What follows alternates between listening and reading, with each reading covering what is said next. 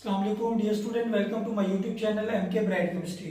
Student, आज हम देखेंगे आइडियल और नॉन आइडियल गैसेस, इनके दरमियान फर्क क्या है। ठीक है, आइडियल और non ideal behaviour of gases. सबसे पहले हम लोग को पता होना चाहिए, पहचान होनी चाहिए कि आइडियल गैसेस कौन सी होती है और नॉन आइडियल गैसेस कौन सी होती है। इनकी सबसे पहले डेफिनेशंस लिखते हैं कि आइडियल गैस कौन सी है और नॉन आइडियल गैस कौन सी है।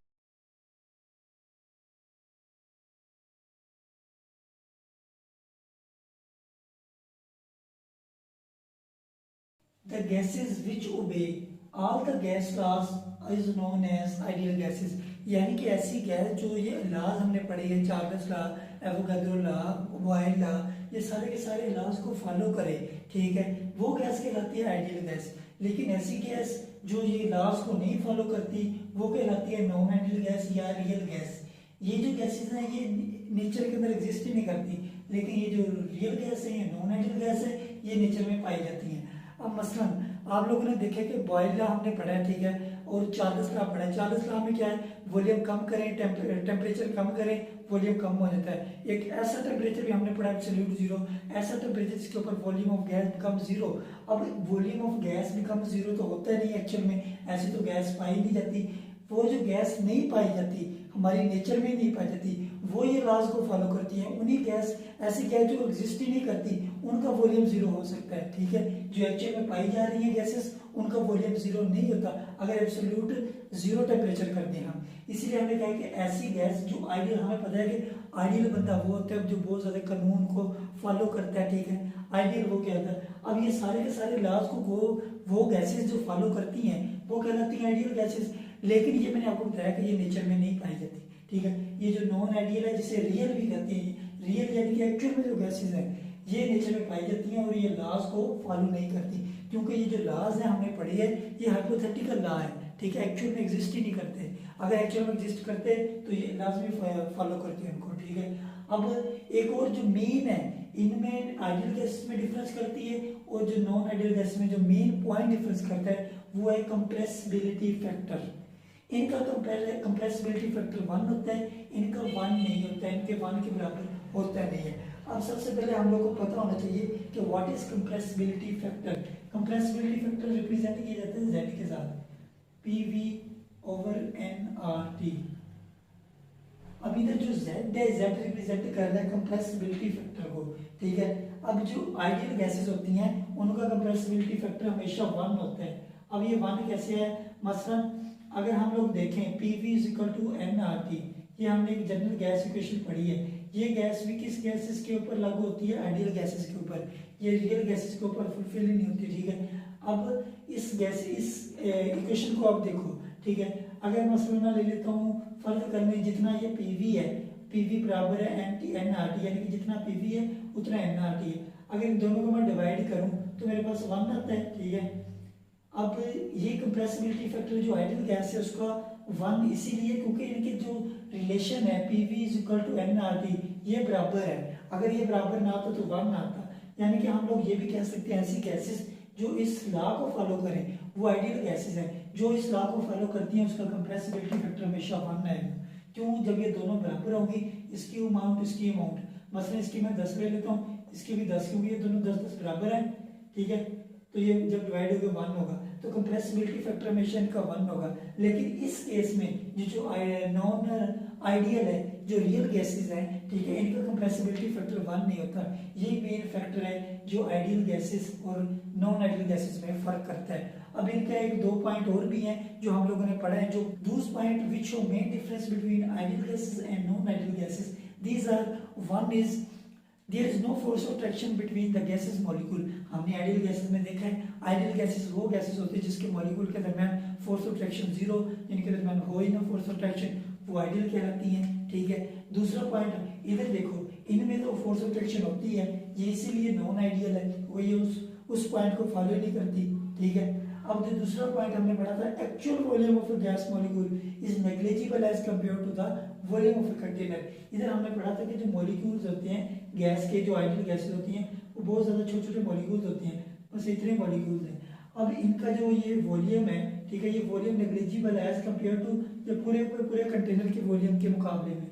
लेकिन इधर देखें, इन्हें तो हमें पता है कि रियल गैसेस का साइज काफी बड़े होते हैं, ठीक है। ये जो वॉल्यूम ऑक्यूपाई किया है ये हम नेग्लिजिबल नहीं तस्वर कर सकते इसको। ये दो पॉइंट थे, एक था वॉल्यूम वाला, एक था हम लोग अट्रैक्शन वाला। ये दो पॉइंट ये आइडियल गैसेस फॉलो करती हैं, लेकिन ये नहीं फॉलो करती। अब हम लोग देखते हैं कि आइडियल गैसेस जो हैं उनका ग्राफ किस तरह का बनता है, और जो नॉन आइडियल गैसेस हैं उनका अगर हम लोग ग्राफ बनाएं, ठीक है, प्रेशर वर्सेस हम लोग लेंगे कंप्रेसिबिलिटी फैक्टर। अगर हम लोग आइडियल गैसेस का ग्राफ बनाएं तो देखते हैं कि उधर किस तरह का ग्राफ हमें मिलता है, और अगर नॉन आइडियल इनका ग्राफ बनाएं तो कैसे बनता है, वो अभी आपको मैं बताता हूँ। अब इधर देखिए मैंने ग्राफ बनाया, ये आइडियल गैसेस को शो करता है। पर कंप्रेसिबिलिटी फैक्टर को मैंने ले लिया y एक्सिस के ऊपर और प्रेशर लिया मैंने x एक्सिस के ऊपर। अब मैं क्या करता हूँ, ये मेरा प्रेशर इधर 0 है, ठीक है, इसको मैं 0 फर्द कर लेता हूँ। इधर फर्द करने ये मेरा कंप्रेसिबिलिटी फैक्टर है, ये 0 इधर, ये मैं 1 फर्द कर लेता हूँ, ठीक है, ये मेरा 1 है। अब मैं क्या करता हूँ, प्रेशर इंक्रीज करता जाता हूँ, प्रेशर इंक्रीज कर रहा हूँ। ये मैं इधर आया हूँ, पहले इधर मैंने कंप्रेसिबिलिटी फैक्टर देखा वो 1 है, ठीक है। अब इधर आया हूँ, इधर आया, इधर भी कंप्रेसिबिलिटी फैक्टर 1 है, यानी कि कंप्रेसिबिलिटी फैक्टर हमेशा 1 है, कांस्टेंट आ रहा है। प्रेशर मेरा जितना मर्जी इंक्रीज कर लूँ, ठीक है, हमेशा कंप्रेसिबिलिटी फैक्टर कांस्टेंट रहेगा इसमें। वो क्यों रहेगा, मसलन मैं जब प्रेशर इंक्रीज करता हूँ, ठीक है, प्रेशर इंक्रीज करने पर इधर वॉल्यूम उतना कम हो जाता है जितना, मसलन इधर मैंने प्रेशर मेरे पास था 5, इधर मैंने 10 कर दिया, लेकिन जब 5 प्रेशर मेरे पास था, इधर 5 प्रेशर डालने की वजह से वॉल्यूम कम हो गया, क्योंकि हमने पढ़ा है जो हमारा चार्ल्स लॉ है, वॉल्यूम और प्रेशर इन्वर्सली रिलेशन है, इसी लॉ को तो फॉलो करती है आइडियल गैस। अगर मैंने प्रेशर का ज्यादा किया, 5 किया, वॉल्यूम कम हो जाता है, वॉल्यूम कम होकर ये जो मल्टीप्लाई होती हैं दोनों वैल्यूज, फिर 1 आ जाता है। अब इधर मैंने कर दिया प्रेशर और ज्यादा कर दिया, यानी कि ये मैं 10 कर देता हूँ, फिर जब ये वॉल्यूम बहुत ज्यादा कम हो जाता है उसके नतीजे में, फिर जब ये मल्टीप्लाई होती है, वैल्यू मल्टीप्लाई होने के बाद वैल्यू फिर 1 आ जाती है। इसीलिए हमने कहा है कि जो आइडियल गैसेस होती हैं ये लॉज को फॉलो करती हैं, इसी वजह से इनका कंप्रेसिबिलिटी फैक्टर 1 आता है। आप लोग देखोगे आइडियल गैसेस में हमेशा जो लाइन होगी वो एक कांस्टेंट लाइन शो कर रही है कि कंप्रेसिबिलिटी फैक्टर इनमें 1 होता है, ये चेंज नहीं होता ये गैसेस। इसीलिए इनको लिए आइडियल गैसेस कहा है हमने, क्योंकि ये जो गैसेस हैं ये इनका कंप्रेसिबिलिटी फैक्टर 1 है और ये सारे के सारे लॉज को फॉलो करती है।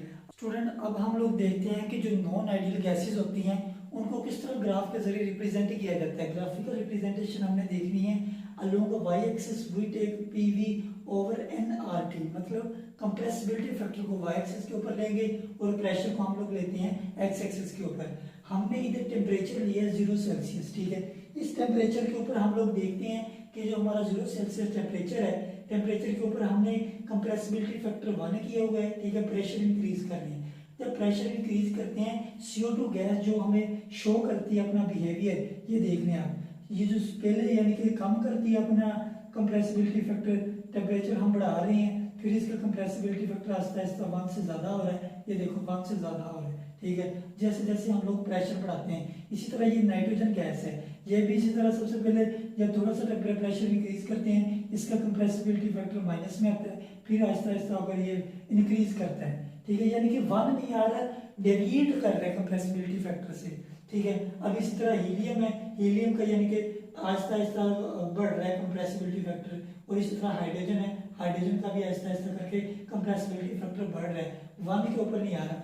वजह यही है कि जब इनका प्रेशर इंक्रीज करते हैं, प्रेशर इंक्रीज करने के साथ इनका वॉल्यूम कम होना चाहिए, ताकि वॉल्यूम कम होगा कंप्रेसिबिलिटी फैक्टर ये 1 आ जाएगा, प्रेशर ज्यादा वॉल्यूम कम, मल्टीप्लाई करेंगे तो हमारे पास ओवरऑल वैल्यू 1 आ जाएगी। लेकिन जो गैसेस है, रियल गैसेस, ये तो लॉज को फॉलो ही नहीं करती, इसीलिए तो हमने पढ़ा था नॉन आइडियल गैसेस वो गैसेस होती हैं जो लॉज को फॉलो ही नहीं करती, ठीक है। ये लॉज को फॉलो नहीं करती, जिस वजह से इनका प्रेशर इंक्रीज करने के साथ साथ वॉल्यूम कम भी नहीं होता, ठीक है। इस वजह से हम लोग को ये ग्राफ इस शक्ल का मिलता है। अब हमने क्या किया, टेम्परेचर इधर लिया था हमने 0 डिग्री, हमने क्या किया, टेम्परेचर इंक्रीज कर दिया 100 पर। जब टेम्परेचर इंक्रीज किया, हम लोगों ने देखा कि ये जो गैसेस हैं, गैसेस आइडियलिटी की तरफ जा रही हैं, यानी कि इनका कंप्रेसिबिलिटी फैक्टर करीब करीब आ रहा है 1 के, ठीक है। इधर तो देखें काफी ज्यादा यानी कि नॉन आइडियल बिहेवियर शो कर रहे हैं। इधर देखो ये हमारा ये, अब इधर देखो ये जो इनका ग्राफ्स है ये क्लोज है किसके, इस PV nRT यानी कंप्रेसिबिलिटी फैक्टर के बिल्कुल क्लोज आ रही है। मतलब ये है कि इनके अंदर टेस्ट आ रहा है आइडियलिटी का, ये आइडियल बिहेवियर की तरफ आ रही है। जैसे जैसे टेम्परेचर बढ़ाएंगे ये इनका कंप्रेसिबिलिटी फैक्टर 1 हो जाएगा, क्योंकि इधर ग्राफ में देखें, ठीक है। अब इसमें रीजन क्या है, जब मसलन CO2 गैस है, पहले इसका टेम्परेचर 0 था, सबसे पहले इसका कंप्रेसिबिलिटी फैक्टर मैंने जब प्रेशर इंक्रीज किया, ये देखिए कितना कम हुआ, लेकिन इधर देखें प्रेशर मैंने क्या किया, ज्यादा किया है, और ये देखो ये थोड़ा सा कम हुआ कंप्रेसिबिलिटी फैक्टर, फिर ये टच किया है कंप्रेसिबिलिटी फैक्टर 1 के ऊपर, फिर आहिस्ता आहिस्ता ये बढ़ रहा है। और इसी तरह ये देखें हीलियम का केस है, इस हीलियम के केस में देखें कंप्रेसिबिलिटी फैक्टर बढ़ रहा था, लेकिन जब जैसे मैंने टेम्परेचर ज्यादा किया ये क्लोज आ रहा है किसके, 1 के। अब इसकी रीजन क्या है, इसकी रीजन ये है कि हमें पता है कि जब हम लोग टेम्परेचर को इंक्रीज करते हैं तो गैसेस की काइनेटिक एनर्जी इंक्रीज हो जाती है, गैसेस दूर दूर चले जाते हैं। मतलब ये है कि इनके दरमियान जो फोर्स ऑफ अट्रैक्शन होती है वो कम हो जाती है। फोर्स ऑफ अट्रैक्शन कम भी हो जाएगी जब मॉलिक्यूल है, जब मैंने काइनेटिक एनर्जी उसकी बढ़ा दी, या वो इधर पड़े हुए थे, जब काइनेटिक एनर्जी बढ़ा दी तो ये मॉलिक्यूल इधर चला जाएगा, ठीक है, क्योंकि भागेगा अपनी जगह से दूर दूर जाएगा। टेम्परेचर जो दे रहा हूँ मैं इसको, ठीक है, जब टेम्परेचर दे रहा हूँ तो इनके दरमियान जो फोर्स ऑफ अट्रैक्शन है वो कम होती जाएगी। जब फोर्स ऑफ अट्रैक्शन ही कम होगी तो ये आइडियल गैस बन जाएंगी। हमने पढ़ा था the gases in which force of attraction is 0 is known as ideal gas. मतलब ये है कि ये आइडियलिटी की तरफ जा रहे होते हैं। जब टेम्परेचर ज्यादा करते हैं तो इनके दरमियान, इनके अंदर आइडियलिटी का टेस्ट आना शुरू हो जाता है, ये आइडियल बन रहे होते हैं उस वक्त, ठीक है। जब टेम्परेचर ज्यादा करेंगे इनके दरमियान फोर्स ऑफ अट्रैक्शन कम हो जाएगी, जब फोर्स ऑफ अट्रैक्शन कम हो जाएगी ये आइडियल बन जाएगी। जब आइडियल बनेगी तो इनका कंप्रेसिबिलिटी फैक्टर 1 हो जाएगा। आइडियल में यही पढ़ा हमने कि आइडियल में कंप्रेसिबिलिटी फैक्टर 1 होता है, जिसकी वजह से वो आइडियल बिहेवियर शो करते हैं। उम्मीद करता हूँ कि आपको आज के लेक्चर की समझ आई होगी। फिर भी अगर कोई क्वेश्चन हुआ तो आप कमेंट सेक्शन में पूछ सकते हैं।